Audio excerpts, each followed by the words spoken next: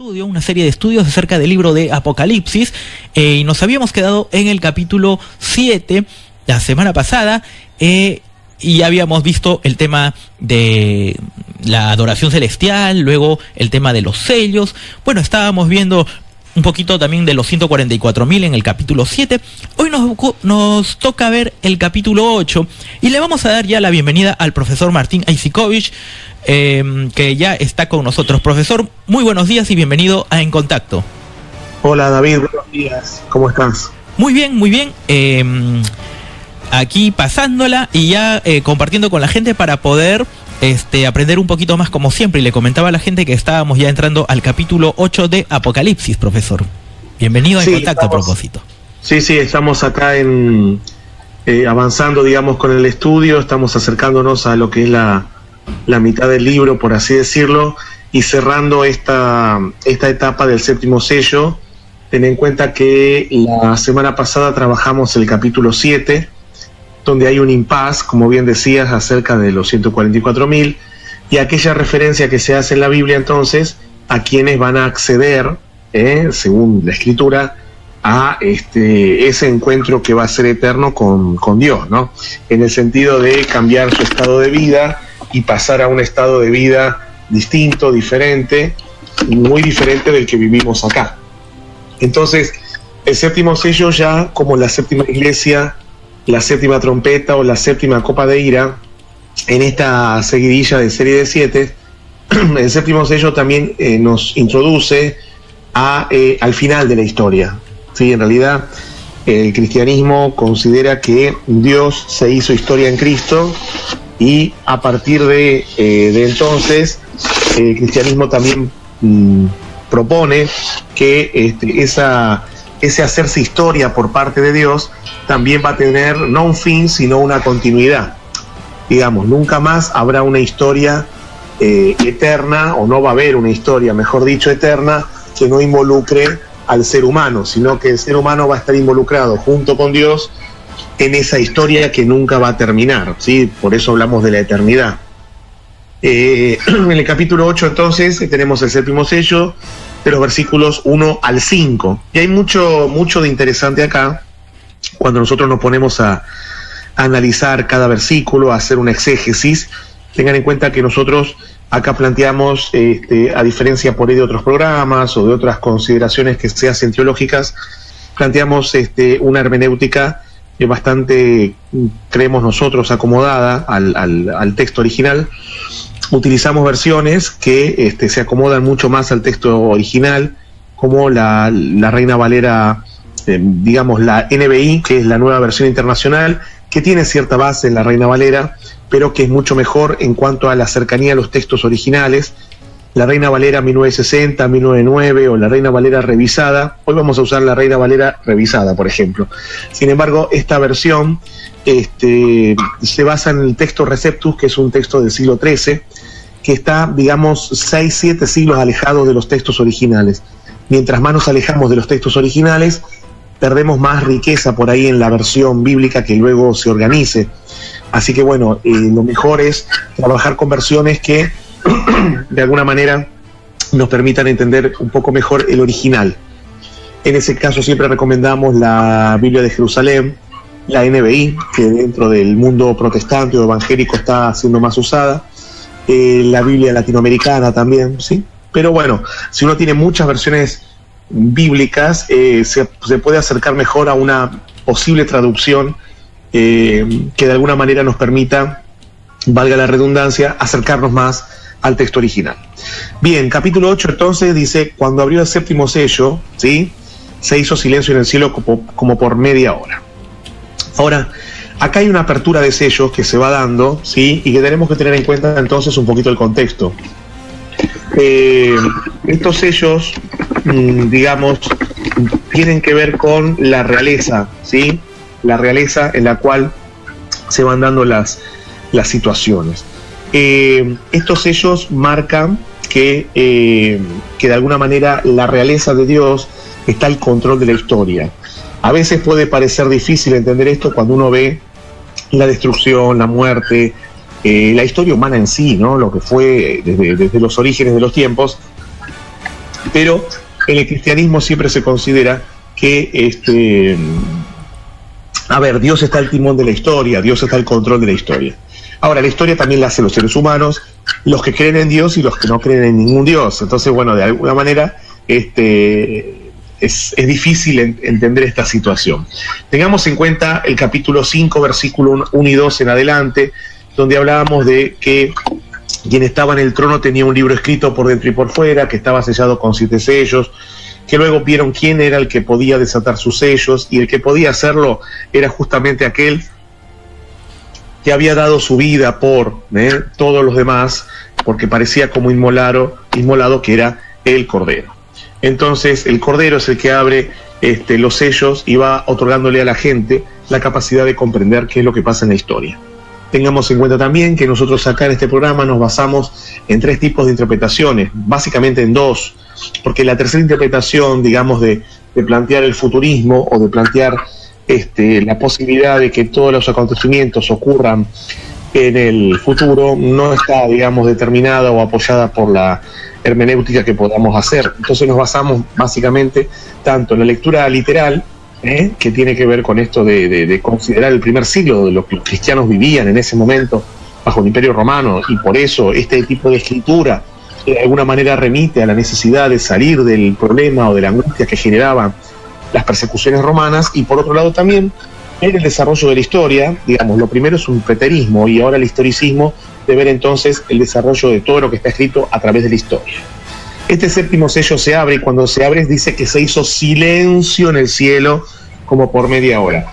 Esta media hora, considerando que un día profético puede ser un año, y de alguna manera pudiendo hacer una exégesis matemática y una cintura matemática o una gimnasia matemática a nivel profético, podríamos hablar de aparentemente 7 días. No podemos definir que sean 7 días los que estamos teniendo enfrente acá, pero sí podemos decir o podemos rastrear en qué momento se hacía silencio por un tiempo bastante extenso en la antigüedad. Bueno, dentro del pueblo judío, cuando el sumo sacerdote terminaba de oficiar en el lugar santísimo del templo y salía, ese era el momento en el cual entonces se hacía silencio hasta que diera finalmente la absolución y el perdón y sellara en el día del perdón la renovación del pueblo ante Dios. O sea que al final del Yom Kippur, al final del día del perdón, se hacía este silencio esperando la retribución de Dios y la aceptación final de todo el pueblo, algo que comenzó ya en el traslado por el desierto antes de entrar en la tierra llamada de Canaán.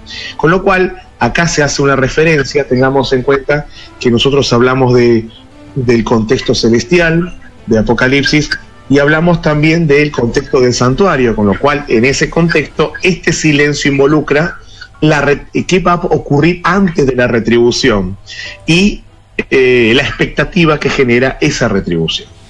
Versículo 2, vi a los 7 ángeles que estaban en pie ante Dios. Acá nuevamente encontramos esta jerarquía angelical, esta suerte de cohorte que está delante de Dios, a los cuales se le dan 7 trompetas. Acá de alguna manera hay un enlace entre los sellos y las trompetas. ¿En qué sentido? La trompeta en el Antiguo Testamento o en la Antigüedad tenía varias funciones. Por ejemplo, una de las funciones de las trompetas, no tal cual las podemos ver hoy día en una orquesta sinfónica, sino trompetas de tipo alargadas, con una boquilla y con una salida única, o sea, no es una trompeta de múltiple uso como podemos ver en una orquesta de música que interprete música clásica o jazz o blues, sino que en realidad es una trompeta de una sola, entera, ¿no?, con una boquilla. Ahora, estas trompetas podían anunciar la llegada de un rey, anunciar el entronizamiento de un rey en el poder, en el trono, anunciar la llegada de un ejército invasor, anunciar la finalización de una guerra, de una batalla, anunciar el inicio de una fiesta religiosa, y también anunciar el final de esa fiesta religiosa.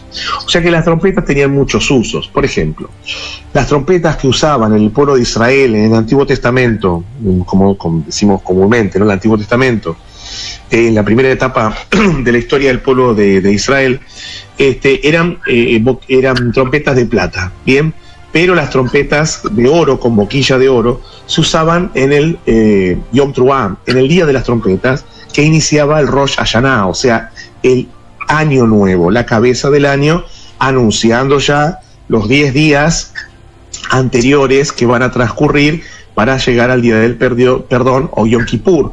O sea que entre Rosh Hashanah y Yom Teruah, que es el Día de las Trompetas, y la cabeza del año, el inicio del año religioso, y Yom Kippur, el Día del Perdón, el día donde se hace silencio para ver qué retribución nos da Dios, aparecen los Aseret Yemei Teshuvah, que son 10 días, que actualmente el pueblo hebreo continúa teniéndolos en cuenta, 10 días en los cuales hay que tratar de hacer buenas acciones, de portarse bien, de rezar, de poder torcer todo lo que fue el año anterior y pedir perdón a quienes hayamos ofendido de comisión por haber hecho o de omisión por no haber ayudado, y entonces poder tener nuestros nombres escritos en el libro de la vida.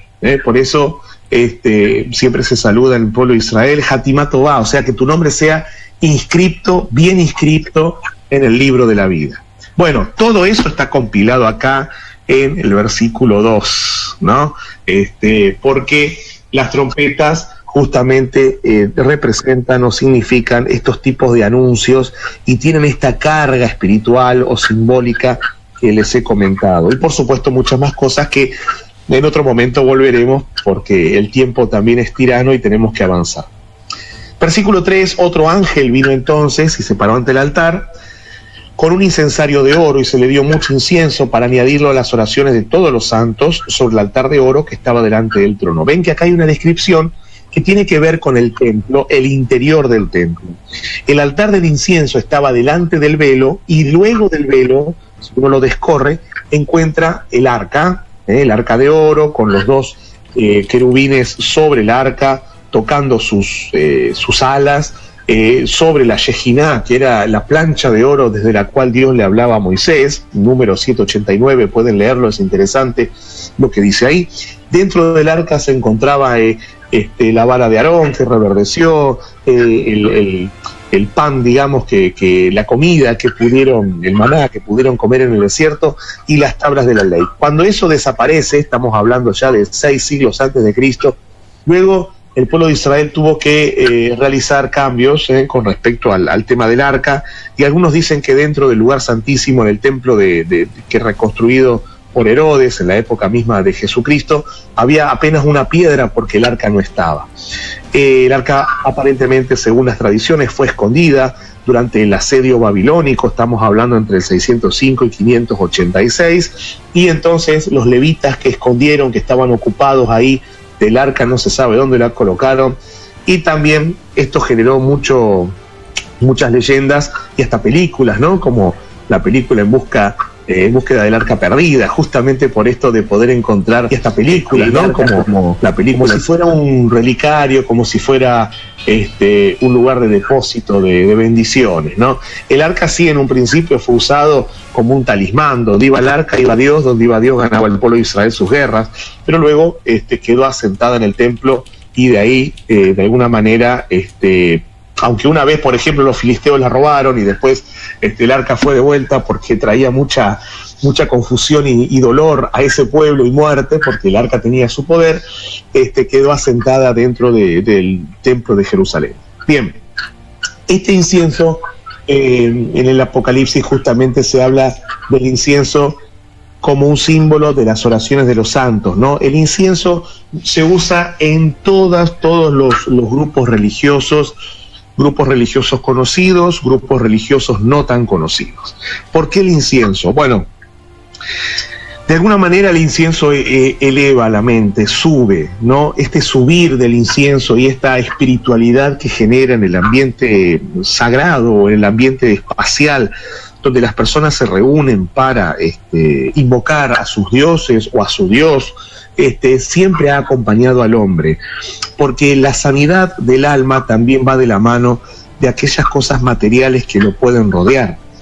En este sentido, el incienso es utilizado en el cristianismo, es utilizado en el judaísmo, es utilizado en el islam, es utilizado en el hinduismo, shintoísmo, budismo y en todas las filosofías que podemos encontrar donde la gente quiere alcanzar un nivel espiritual superior. Aparece el incienso y no es nada malo tenerlo, por supuesto, porque permite o da la posibilidad de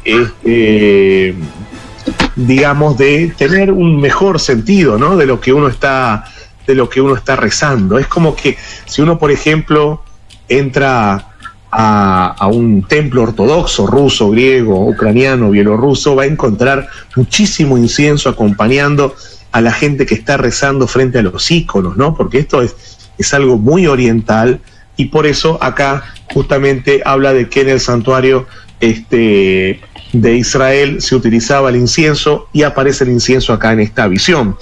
Añadir incienso es aumentar oraciones, con lo cual acaba de la mano incienso y oraciones sobre el altar de oro que estaba delante del trono. Ahora, es interesante esto porque dice que el altar de oro estaba delante del trono, y el trono entonces es identificado con la antigua arca. En este trono donde está sentado quien dirige todas las cosas, que es Dios. Versículo 4. De la mano del ángel subió a la presencia de Dios el humo del incienso, ¿sí? Justamente porque era como una mediación que se estaba dando con las oraciones de los santos. Bien, y versículo 5, el ángel tomó el incensario, lo llenó del fuego del altar, un fuego que nunca tenía que apagarse. ¿Cómo se prendía? Bueno, se prendía con el fuego, con los carbones encendidos que estaban en el altar del sacrificio, que estaba en el atrio o en el patio. Ese atrio-patio está representado en la experiencia cristiana a partir de la crucifixión de Cristo. No es que haya una crucifixión en el cielo, ni mucho menos. Entonces, simbólicamente, la crucifixión de Cristo permitió mantener encendido ese fuego, con el cual el altar del cielo añade incienso a las oraciones de los santos. Lo arrojó a la tierra. Ojo, lo arrojó a la tierra, y cuando lo arrojó, dice el profeta, bueno, el vidente, hubo truenos, voces, relámpagos y un terremoto, ¿no? Como para abarcar todo lo que significa esto de la manifestación de la gloria. Nunca podemos pensar que todo esto tiene que ver con la destrucción física del planeta directamente iniciada por Dios, para nada, porque si no Dios estaría yendo en contra de sí mismo. Una cosa no puede ser y no ser al mismo tiempo. Si Dios es amor, no puede ser algo contrario o iniciar algo contrario a esa bondad. Con lo cual cerramos acá el concepto de los sellos. ¿Qué nos deja esto? Bueno, nos deja primero que en el sentido teológico cristiano, Dios está al control de la historia. En segundo lugar, nos dice que ante la angustia, ante la destrucción, ante la persecución, ante el martirio que permite a los cristianos en ese momento del primer siglo dar testimonio de la fe, Dios estaba al control de la situación, y ellos creían en una vida eterna a partir de lo que sufrían o a partir del control divino. En tercer lugar, es el hombre el que, en supuesto caso de que hagamos una interpretación sobre la destrucción del mundo, es el ser humano el que se autodestruye, porque Dios no puede ir en contra de sí y destruir lo que Él creó. En cuarto lugar, nos propone la necesidad de realizar siempre una exégesis lo más sana posible en cuanto a los pasos a seguir para interpretar, y tener en cuenta entonces las posibles interpretaciones para no caer en fanatismos, fundamentalismos, y tratar de situarnos en la realidad lo más literal posible, cercana a lo que el autor quiso escribir. Y en último lugar, también podríamos plantear que es un mensaje de esperanza, como todos los que vamos a seguir viendo o hemos visto del Apocalipsis, porque el séptimo sello, que es un silencio, digamos, como de media hora, y que ahí están los ángeles, Dios, el incienso, las oraciones y todo en el santuario, de alguna manera nos prepara para un final que en el primer siglo se esperaba, y que luego los cristianos, sobre todo a partir del siglo XIV, XV, aunque también en el siglo XI, en el 1000, cuando mucha gente se suicidó pensando que venía el fin del mundo, bueno, siempre acompañaron a la historia humana. Ahora, ¿cómo continúan los sellos? Los sellos continúan de la mano de las trompetas. Cuando lleguemos a la séptima trompeta, van a ver que ahí también tenemos una expectativa, ¿no? Entonces es interesante ver que en la séptima iglesia el cristiano fiel va a terminar sentado junto con Cristo en su trono, ¿no? En el séptimo sello hay algo que sale de alguna manera del santuario y viene a la tierra, o sea, esa salida del santuario acompañada por ese silencio me lleva a la antigüedad, cuando el sumo sacerdote salía y antes de dar la bendición para absolver al pueblo de todos los males y reencontrarlo con Dios para iniciar un nuevo año religioso, había un silencio especial. Bueno, ese silencio está viniendo sobre la tierra considerando el séptimo sello. De ahí que la expectativa de los creyentes en el primer siglo o a través de la historia acerca de qué va a pasar en el futuro, qué va a pasar en sus vidas cuando el cielo se vacía para iniciar una nueva etapa en la historia humana. Y si ustedes ven, por ejemplo, en la séptima trompeta, en el capítulo 11 de Apocalipsis, donde dice el versículo 19, 11-19, entonces se abrió en el cielo el templo de Dios, que ya estaba iniciando esa apertura en el séptimo sello. Allí se vio el arca de su pacto, el trono donde se asienta Dios, y lo mismo, hubo relámpagos, estruendos, añade, truenos, un terremoto, y añade el granizo, ¿no? De alguna manera, séptima iglesia, séptimo sello, séptima trompeta y séptima copa de ira, también nos introducen en lo que es el final de los tiempos. Y esto es muy importante porque el final de los tiempos no significa justamente la destrucción, sino que significa esta expectativa y este silencio, ¿no? Un silencio que hasta puede llegar a aturdir. La gente que no tiene paz se aturde con el silencio. La gente que tiene paz lo disfruta.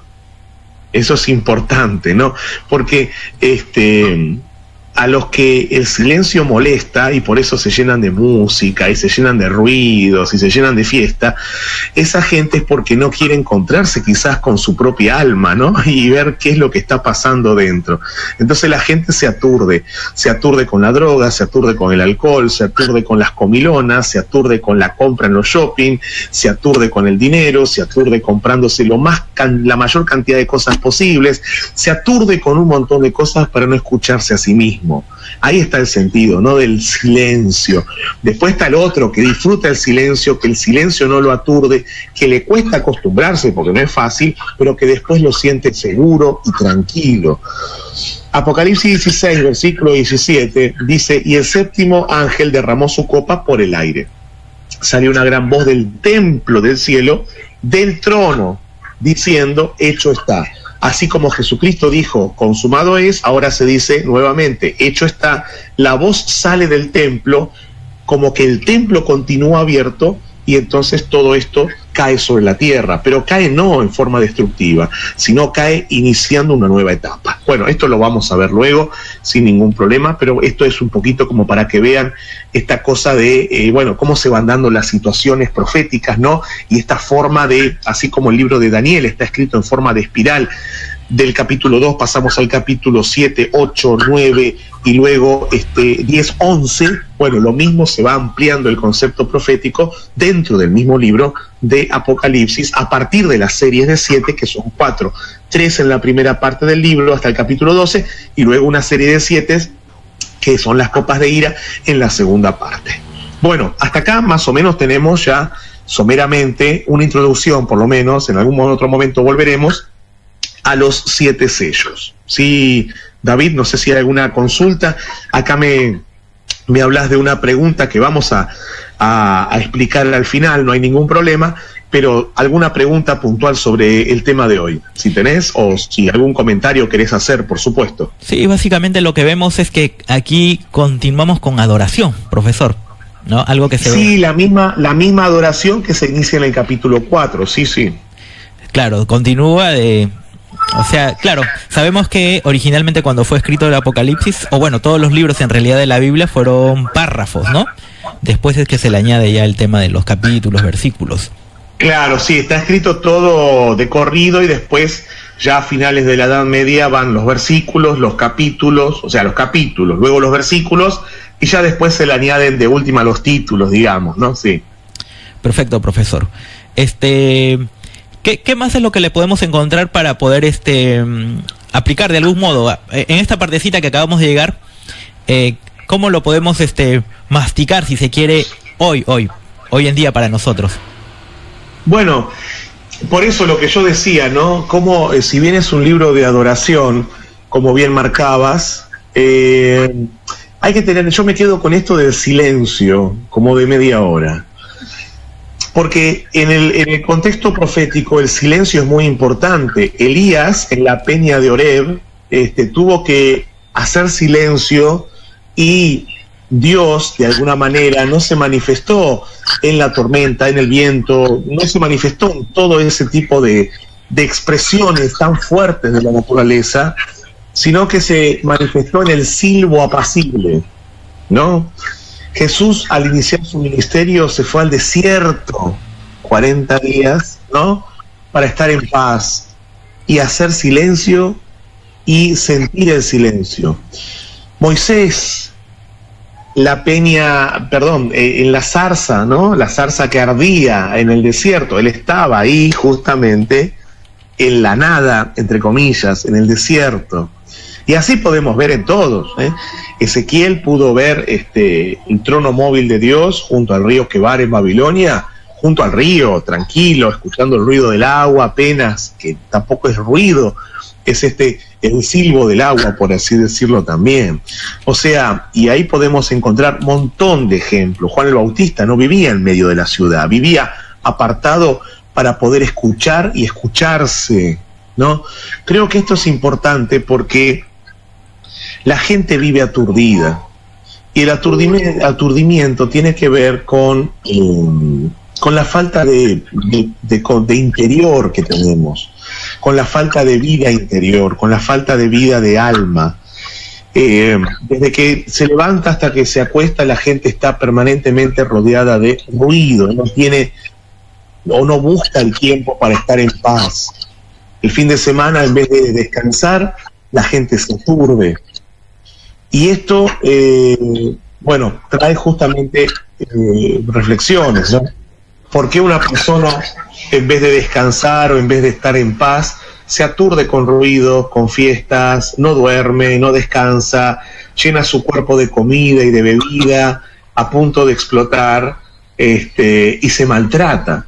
El ser humano es maltratador de su cuerpo y de su alma. Los animales no. Ustedes nunca van a ver un animal que no esté en cautiverio, un animal libre, como debe ser, un animal libre, que se exceda en la comida, que se exceda en la toma de líquido del agua. No van a ver animales gordos o demasiado flacos, ¿no? En este sentido lo digo, a ver, que no se interprete mal. El gato, pongámosle un gato que yo tenga, si yo le doy demasiada comida, el gato va a engordar, ¿no? Pero, ¿qué es lo que va a pasar? El gato no se va a sentir bien porque se excedió de peso cuando él tiene un peso. Si yo al gato no le doy de comer a propósito, pobre, va a sufrir. Ahora, si yo al gato le dejo la comida y dejo que él elija, el gato va a comer lo justo y necesario. Un tigre que se pueda ver libre en el África, el tigre va a tener el peso que tiene que tener por la comida que tuvo que comer. No va a buscar comer de más, ni va a buscar comer de menos. No estoy hablando solo del tema de la comida, esto es aleatorio. Hablo de que si no tenemos un equilibrio en nuestra vida, entonces podemos tener problemas. Lamentablemente, las comidas que consumimos no son de la mejor calidad muchas veces y nos hacen mal al cuerpo. Nadie quiere sentirse mal, pero a veces comemos cosas que no nos hacen bien. O tomamos cosas que no nos hacen bien. Entonces, esa falta de equilibrio o esa falta de templanza puede generar cosas en nuestro organismo que nos hagan mal. Y ahí tampoco estoy haciendo silencio.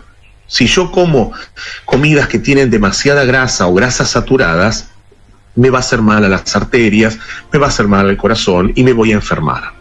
Cuando hace unos meses salió, por ejemplo, la noticia, que no es noticia, pero que bueno, de alguna manera se habló de esto, de que los embutidos son dañinos a la salud y cancerígenos, creo que nadie le hizo caso. Al contrario, la gente se burlaba de ese tema, justamente diciendo que igual iba a comer el doble de embutidos. Bueno, en eso estamos, ¿no? Hubo muchos países, por ejemplo, de Europa, que cambiaron mucho su alimentación e hicieron campañas en contra de la obesidad, como también hicieron campañas en contra de la bulimia y la anorexia, para que la gente tenga un equilibrio de vida. Si uno va a Estados Unidos, va a ver que cada vez hay gente más obesa, porque lamentablemente el norteamericano moderno está desoyendo, ¿no?, todo lo que se dice sobre la salud, y la comida chatarra los está tapando, ¿no? Acá en Argentina el tema de la carne y el tema del alcohol cada vez está en mayor ascenso, y comer carne en demasía, tomar alcohol, por supuesto, genera destrucción en el cuerpo. Entonces creo que el silencio apunta a ser temperante en la comida, temperante en la bebida, temperante en lo que me rodea, en relación a lo que me puede destruir a partir de las avenidas del alma, ¿no? Lo que veo, lo que escucho, lo que hablo, lo que como, lo que pienso, esas avenidas del alma que generan entonces la bendición si soy equilibrado, o la maldición si me excedo y destruyo mi cuerpo y mi alma. Bueno, esto es un poquito para cerrar. Había una pregunta, David, sobre alguna cosita que me habías comentado. Sí, profesor. Hola, ahí. Profesor, sí, había una pregunta. Bueno, saludamos a nuestro amigo Vladi, me parece que es nuestro amigo Vladi, sí, Vladi. Saluda, buenos días, buen programa. Y bueno, la pregunta es, ¿qué fruta es lo que comió Adán y Eva? Y espero una respuesta, por supuesto, y da las gracias. Bueno, y una pregunta interesante, ¿no? Justamente el otro día, la semana pasada, en un canal de cable, que aprovecho ver alguna vez una película, cuando dejo de leer, miro alguna película, dieron la película de Noé, ¿no? Una película muy interesante, la última que salió hace un par de años, creo, sobre la historia de Noé. Y es muy interesante porque cuando se vio por primera vez, la gente no entendía nada de la película, porque se apegaba, la gente cuando quería ver la película, es como leer la Biblia y ver la Biblia en la película, ¿no? Cosa que no se ve casi. ¿Por qué? Porque la película de Noé, por ejemplo, toma muchísimo de la tradición judía, del libro del Zohar, que es un libro de iluminación, de camino espiritual, y lo aplica a la película, ¿no? Por ejemplo, cuando aparecen los gigantes, de los cuales se habla en Génesis, y otras situaciones.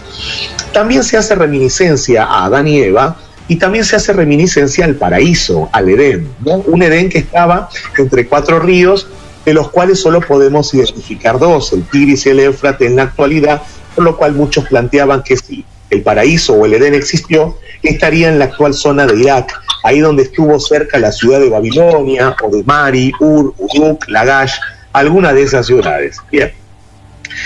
Cuando hablamos de Adán y Eva, en primer lugar tenemos que remitirnos al contexto del cual estamos hablando, o sea, al género literario. Esto en algún momento creo que hemos hablado. Y si yo voy a hablar del género literario del Génesis, tengo 2 opciones. Una primera opción es considerar al libro de Génesis como escrito por Moisés, es la postura tradicional protestante y la postura más ortodoxa, digamos, dentro del catolicismo. Entonces, y el judaísmo también, conservador, ¿no? Considerar que Moisés fue quien escribió los 5 libros del Pentateuco, y considerar que, tal cual está ahí, tal cual existió. Tal cual está ahí, tal cual existió. Todo, las cosas buenas y las cosas que no veo que hayan sido buenas, pero que están escritas para una edificación espiritual al considerar lo que no tengo que hacer y lo que sí debería hacer. Bien. La otra postura es considerar entonces que los libros del Pentateuco, que es la postura más tradicional aceptada hoy día, fueron escritos con el paso del tiempo. En este sentido, al ser escritos con el paso del tiempo, el género literario también cambia. ¿Por qué? Porque Génesis 1:1 hasta el 11:27, dentro de la teología actual, tanto evangélica protestante como católica u ortodoxa rusa, por ejemplo, se consideran dentro del género mítico. Cuando hablamos del género mítico, no estamos hablando de la mentira, no estamos hablando de que es una mentira eso. Estamos diciendo que es un tipo de género. O sea, ¿cómo puedo explicarle yo a las generaciones que vienen acerca de cómo se creó el mundo y al ser humano y todo lo que habita en la tierra? Entonces, el Génesis, los primeros 11 capítulos son eso. O sea, capítulo histórico se considera a partir del 11:27, cuando después es llamado Abraham a la tierra de Canaán, y uno puede rastrear en la historia esa medialuna fértil por la cual Abraham pudo haber caminado hasta llegar a Canaán. Estamos hablando ahí del 2000, 1800 antes de Cristo. Ahora, lo que pasó antes, incluido el diluvio y otras cosas, entran en lo mítico. ¿Por qué? Porque son formas de explicar. Por ejemplo, la partición del mundo en continentes, son formas de explicar lo bueno y lo malo del hombre, son formas de explicar cómo se pudo haber poblado la tierra, son formas de explicar cómo se fueron desarrollando los pueblos, el idioma, los lenguajes propios de cada lugar. En ese sentido, entonces, cuando hablamos de Adán y Eva, tenemos que ver dos opciones: Adán y Eva literales existiendo, Adán Bejabá, como se dice en hebreo, o Adán y Eva míticos, como representando a todo el género humano. Vamos a tomar las dos opciones para nuestro amigo que nos escribió y preguntó. La primera opción, que sería la literal, es Adán Bejabá, o sea, Adán y Eva. Adán, el hombre por el cual Dios ingresa a la tierra, porque si tomamos en cuenta el nombre Adán, que viene de Dam, que es sangre en hebreo, y Adán de Adamá, que es tierra, con lo cual sangre y tierra formaron el ser humano. Adán es por quien Dios ingresa a la tierra también, porque aparte no es que ingresa solo Dios a la tierra, digamos, en la constitución del hombre, sino como dice el apóstol Pablo en Romanos 5:12, también por este Adán entró el mal, ¿no? Es como una doble puerta a la tierra. Bueno, Adán viene a ser el nexo en la concepción teológica, el nexo entre el cielo y la tierra. Eva, Javá, es la madre de todo lo que vive. Adán y Eva, por lo tanto, son los primeros padres de toda la raza humana. La raza humana es una, después hay pueblos o etnias. En este sentido, si yo lo tomo literal, hay un árbol del bien y del mal, hay un árbol de la vida, yo los tomo literal. Bueno, hay un fruto, no sabemos cuál. El fruto no se puede saber. Tradicionalmente se habló de una manzana, después en algunas latitudes se hablaba de que pudo haber sido un fruto semejante a la granada. También podríamos pensar que hasta pudo haber sido algo similar a la papaya. La verdad que no sabemos, porque no se nos aclara. Podemos dar teorías acerca del fruto prohibido, pero en sí, al ser un paraíso, el lugar donde estaban, la misma fruta, en el sentido literal, digo, habrá sido algo excepcional que nunca más habrá existido. Después podemos teorizar, ¿no? Pero en este sentido, lo que podemos decir es que el fruto prohibido no puede ser rastreado, ¿no?, en una verdulería ahora, ¿no? No puedo rastrearlo, si no sería carísimo seguramente. Entonces, creo que una respuesta sería esta, ¿no? Si yo lo tomo literal, a ambos todos literal, entonces el fruto también tuvo que haber existido, y la verdad que no era. Ahora, hay algo que es interesante. En los mitos de otros pueblos aparecen otras frutas, ¿no? Entonces, en los mitos griegos sí aparecen manzanas, por ejemplo. Y de ahí tanto griego que hay, digamos, en la historia de Occidente, tantas cosas griegas. Bueno, las manzanas, por ejemplo, doradas, como regalo dadas a los seres, digamos, del Olimpo, también llegaron a la manzana de Adán y Eva, ¿no? Y bueno, podríamos también plantear otras frutas. Se hablaba de otras frutas como ser el higo, ¿no? Pero bueno, en realidad no podemos decir puntualmente qué. Ahora sí voy a aclarar esto. Puede ser también, sacando el contexto del hebreo, que yo haga una traducción, siguiendo la traducción de San Jerónimo al latín, donde hablo de la palabra manzana desde el latín, donde se identifica con malus, por el tema de algo malo, y de ahí entonces se ha tomado el concepto de la manzana, como que era algo malo tomarla, y entonces por añadidura se pensó en eso. Pero bueno, no podemos hablar de que haya sido una manzana, algunos se acercan a que pudo haber sido un higo, y bueno, y ahí quedó la historia. Más que eso no podemos decir. Ahora, si vamos al concepto mítico, en tanto el Génesis me permite entender, o les permitía a los antiguos saber cómo puedo explicarle el origen de las cosas, los 7 días, Dios, el espíritu y el origen del ser humano, entonces este paraíso o este Edén pasan a ser otra cosa, pasan a ser una era antigua en la cual los seres humanos, la humanidad, no solo 2 personas, sino la humanidad toda, estaban viviendo bien, ordenadamente, hasta que después eligieron libremente equivocarse, hacer el mal y, como decimos en criollo, meter la pata, ¿no? O sea, hacer cosas malas. ¿Por qué podemos hacer cosas malas? Por la misma naturaleza equivocada que tenemos. Acá esto derivaría en otras cuestiones, ¿no? En la cuestión de si el hombre fue creado impecable y eligió dejar de ser impecable, o si el hombre fue creado con cierta tendencia y que tenía que ser libre para tomar esa tendencia natural al mal o no. Bueno, estas son otras cuestiones. Pero centrándonos en el fruto, si yo considero a nivel simbólico a Adán y Eva como una humanidad que existió, que fue plena, que fue buena, que fue organizada y que después ingresó el desorden en ella, como puede pasar en cualquier familia hoy día, que estaba bien y después la familia pasa a estar muy mal y todos se separan, este fruto prohibido sería una cuestión de discordia, un problema, algo que pasa que hace que, lamentablemente, nos desbandemos y perdamos el sentido de la vida y el orden. Entonces, resumiendo, este fruto literal pudo haber sido una manzana por el hecho de la palabra latina malus, por el mal, o un higo u otra fruta excelente que haya habido, que hoy no vamos a poder encontrar en ninguna verdulería, o algo que trajo la discordia, la desunión, la muerte, la destrucción, y que separó a los seres humanos de la bondad en la cual antes vivían. Bueno, esto es un poquito para dar a grandes rasgos una respuesta a nuestro amigo que nos escribió, al cual le agradecemos, y esperamos que haya más preguntas, por supuesto, de los oyentes, ¿no? No sé si querés comentar algo, David.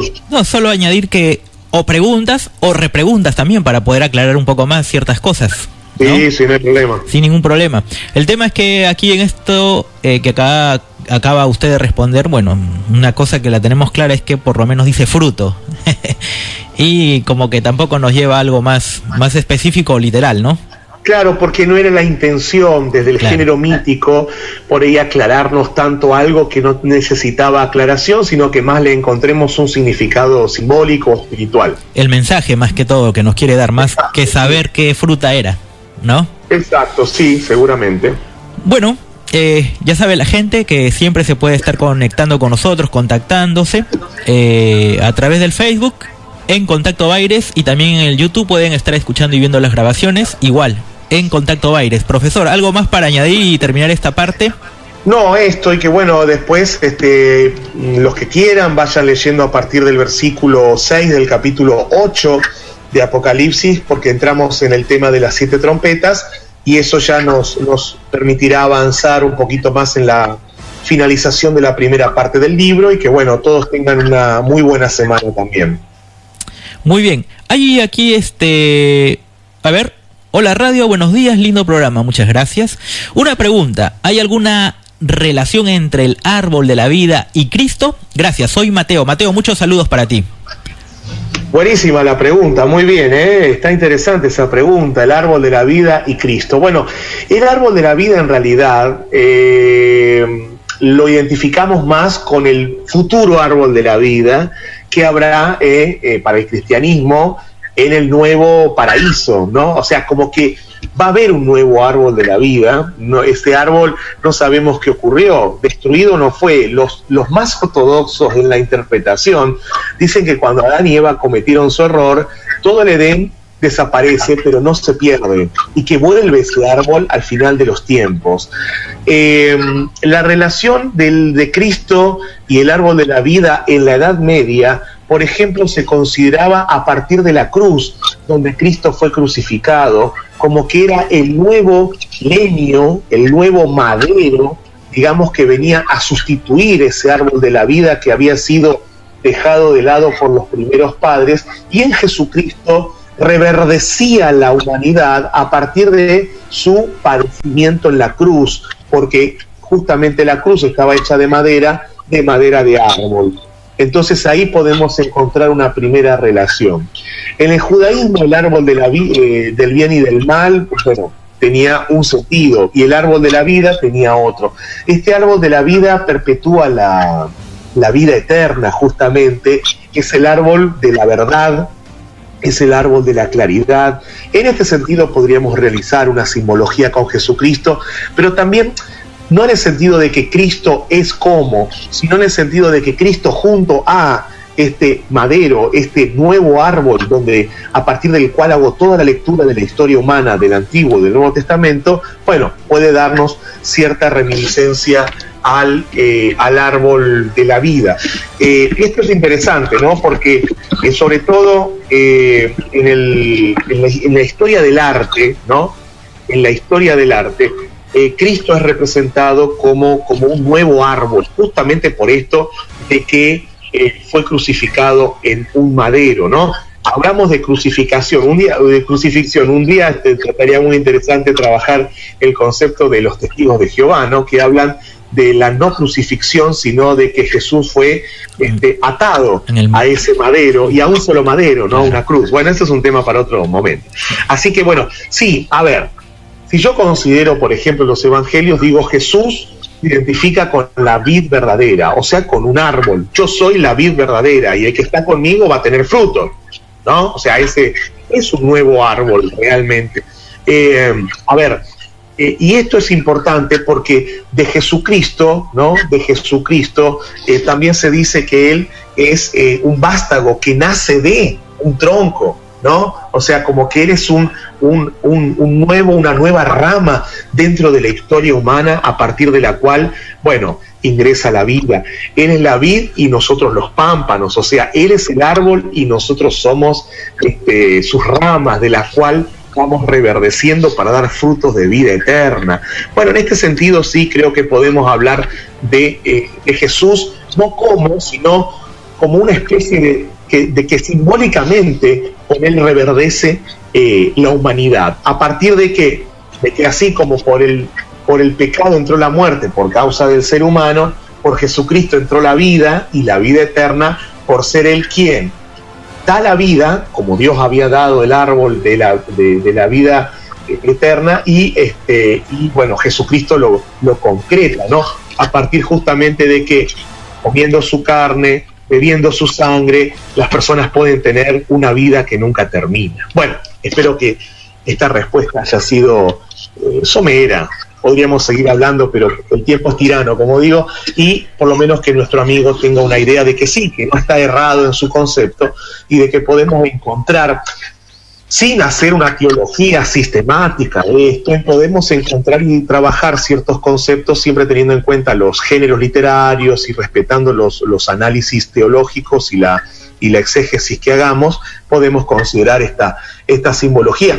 Lo invito a que busque la historia del arte, ¿no? Sobre todo la historia del arte medieval, y muy interesante, a partir del siglo XII hasta el siglo XV, toda esta simbología del árbol, del bien y del mal, del árbol de la vida, la aparición de Jesucristo crucificado, como algo interesante para analizar cómo lo veían también hace 500, 600 años los cristianos, ¿no? Que hacían arte justamente para las iglesias, las catedrales, las basílicas. Bueno, espero que más o menos esté completito esto. Toda una tradición que ha seguido. Bueno, esperamos que le haya servido, como siempre, a todos nuestros amigos, a Mateo ahora, a Vladi hace rato la pregunta. Bueno, ya saben nuestros amigos, todo el que tenga preguntas sin ningún problema pueden mandárnos, ¿no? Aquí en la radio, también al Facebook, como habíamos dicho. Profesor, ¿algo para reflexionar, unas últimas palabras para terminar esta parte, para estar cerrando? No, básicamente esto, que está muy bien que la gente esté pensando, que esté evaluando, hacer preguntas. La verdad que me acuerdo cuando empezamos, no había preguntas. A veces cuando uno da clase dice, bueno, si no hay preguntas de los estudiantes, o dos cosas, ¿entendieron todo o no se entendió nada y no se puede preguntar? Así que bueno, me parece muy bien que dentro del mismo contexto de Apocalipsis, porque el árbol del bien y del mal, el árbol de la vida y todos estos temas aparecen, creo que está bueno que la gente pregunte y tomen en cuenta las respuestas que damos. No son respuestas cerradas, son respuestas abiertas, porque esto sigue siempre en investigación. Piensen que la teología también se puede considerar una ciencia, y entonces, bueno, ustedes van a encontrar tantas respuestas como autores hay, o escritores, y bueno, de alguna manera es interesante que lo puedan tener en cuenta, y bueno, plantearlo así. De paso quiero hacer una pequeña propaganda. Hace poquito salió publicado mi primer libro, una publicación que se hizo en Europa. El libro se puede conseguir, si quieren comprarlo, por supuesto, no hay problema, a través de las compras online, o pueden descargarlo, y si lo van a usar tienen que citar, por supuesto, si no es plagio, aclarar, tienen que citar la fuente, que sería yo. El libro se llama Religiosidad en las Indias Occidentales, una obra basada en Fray Gregorio García, un sacerdote que trabajó explicando el origen de los indios acá en América, muy interesante. Hay mucho de las ideas propias de la Iglesia de Jesucristo, de la Iglesia mormona, aunque no la cito directamente, pero hay muchas cosas, digamos, que los mormones tomaron también de este tipo de autores, por eso hablo de esto. No hablo del tema del mormonismo porque no daba el caso o el espacio del libro, pero sí aquellos que conocen la historia, cómo la interpretan los mormones, van a sentir que están leyendo algo muy, muy cercano a ellos, porque los primeros cronistas de Indias, los españoles que escribían acerca de cómo es que se originó el mundo en América, bueno, tomaron en cuenta, por ejemplo, que de las tribus perdidas de Israel también llegaron a América y formaron este continente tan precioso. Así que Religiosidad de Indias es el texto que yo estoy sacando a la venta, por así decirlo, porque en realidad lo saca la editorial, pero bueno, el que quiera leerlo puede leerlo y puede bajarlo, ¿no? Si es que no lo quiere comprar. El título textual es Religiosidad indiana en el Nuevo Mundo. Religiosidad indiana en el Nuevo Mundo. Espero que les guste, si es que quieren leerlo. Es interesante porque trabajo desde lo histórico y desde lo bíblico teológico. Así que bueno, hago la propaganda para el que quiera leerlo. Buenísimo, profesor, muy buenísimo. Muy buenísimo. Muy buenísimo. Muy buenísimo. Bueno, qué bueno, de verdad, me alegra un montón y felicitaciones, profesor, felicitaciones por este logro. Gracias. Y seguro que va a haber mucho más en el futuro, porque para eso usted trabaja durísimo, de verdad. Sí, hay otro pedido, así que bueno, estaríamos este año preparando otro libro en base a otros trabajos que estoy haciendo de investigación para algunos simposios y eso acá y en el extranjero. Así que si Dios quiere, en octubre estaría viajando al país hermano de Chile para presentar otro trabajo en una universidad. Así que bueno, hay proyectos este año para hacer. Muy bien, profesor, muchísimas gracias como siempre. Bueno. Muy buenos días y será pues hasta la próxima. A ver si uno de estos días nos juntamos para celebrar lo del libro. Es un pretexto más, ¿no? Para comernos un cevichito o cualquier cosa podamos tomar. Por ahí. Sí, cómo no. A unas empanaditas ahí del Castor. Hola, ¿no? Vamos al Castor, claro. Por ahí arrancamos.